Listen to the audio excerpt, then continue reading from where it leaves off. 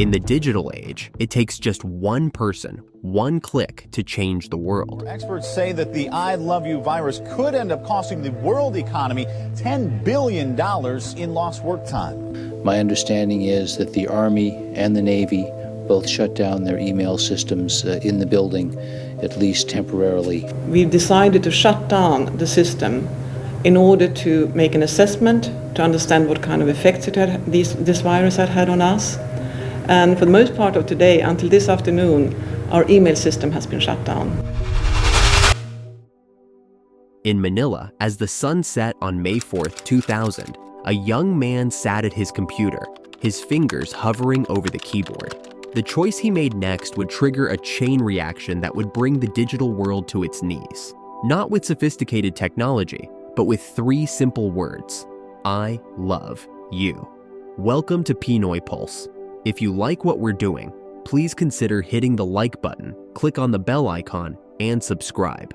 Let's get started. The late 1990s marked a peculiar time in human history. The internet was transforming from a luxury into a necessity, but access remained a privilege of the few.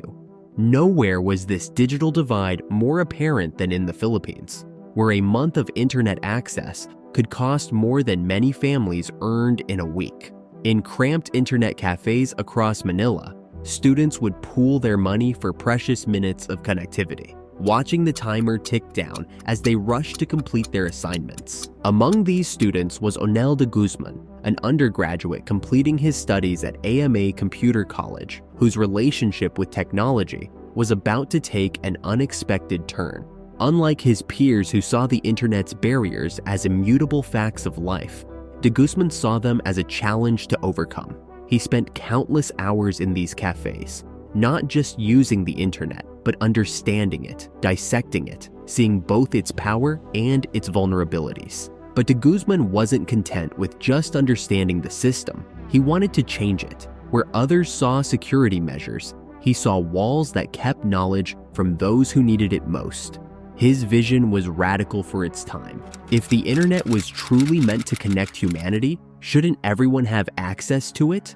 In the fluorescent-lit halls of AMA Computer College, Dean Alan Caparros stared at the thesis proposal before him in disbelief. De Guzman had boldly titled it Email Password Sender Trojan, proposing software that would silently retrieve internet account logins from computers across Manila. In his thesis, he argued that people who paid for expensive internet accounts often only used a few hours of their service. His software would simply borrow their unused time, redistributing access to those who couldn't afford it.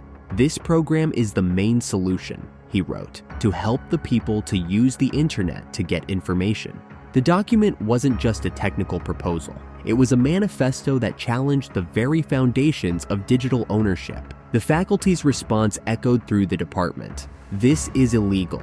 We do not produce burglars. But where his professors saw criminal intent, de Guzman saw social revolution. He argued that the original password owners would suffer no loss of service. They'd still have their full access, just shared with others who needed it. When he gathered his belongings and walked out of the college that final time, he wasn't just leaving with a rejected thesis.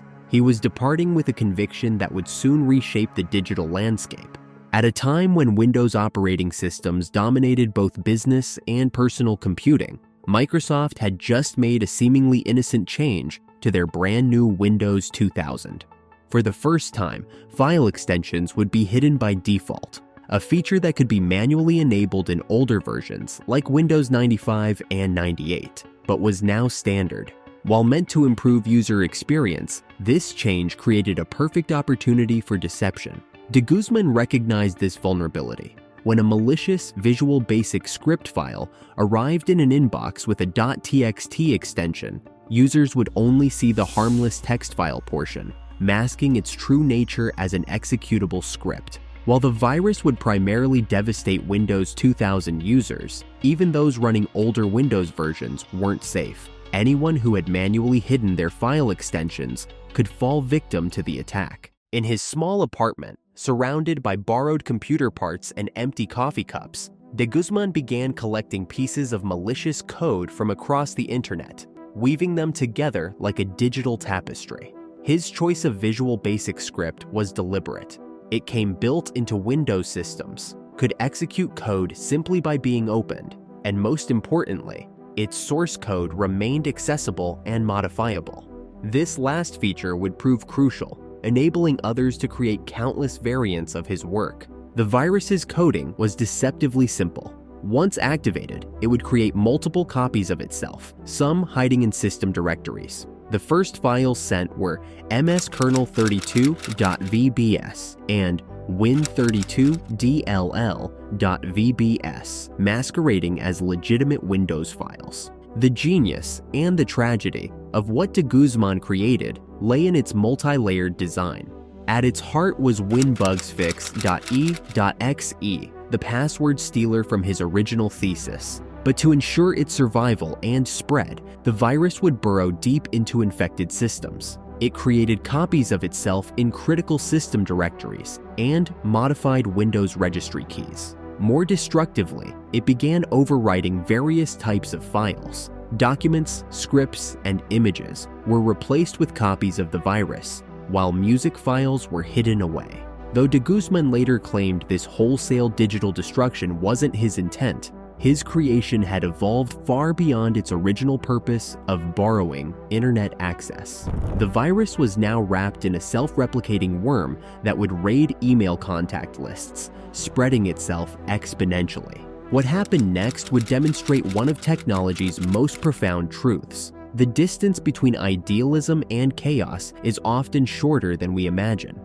In Manila's chat rooms, de Guzman would strike up casual conversations with strangers before sending them his virus disguised as personal photos. Each time someone clicked, his password-stealing code would quietly do its work, harvesting their passwords, scanning their contact lists, and silently spreading itself to new victims. The recipients never noticed their information had been compromised, their email addresses harvested, their own computers turned into launching pads for the next wave of infections. These early successes proved his concept. People would readily trust and click on files from someone they just met online. Even more valuable than the stolen passwords was the knowledge he gained about human trust and digital vulnerability. But de Guzman had greater ambitions. His experiments in Manila's chat rooms had taught him something crucial about human psychology. People were drawn to personal connection. If they would click on a stranger's photo, what would they do for something even more intimate? For his next move, he would tap into humanity's most universal desire. Instead of his earlier photo bait, he chose something far more irresistible, a love letter. The virus would now arrive as loveletterforyou.txt.vbs, carrying a simple message that would prove impossible to resist. Kindly check the attached love letter coming from me. His initial tests in Manila proved the concept worked perfectly. The promise of love was far more effective than any photo could ever be.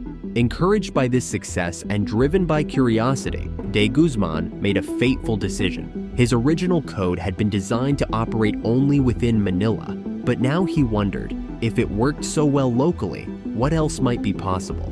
That May evening, he removed the geographic restrictions from his code, unleashing his creation upon the wider world. Like a digital butterfly effect, that decision would change the course of internet history forever. The message says, I love you, but it's a virus, not a Valentine. This is the end of part 1. Join us next time for part 2 of the story. Thank you for joining us on Pinoy Pulse. Remember to stay informed, stay vigilant, and continue asking the hard questions. Until next time, this is Pinoy Pulse, your source for in-depth stories that matter.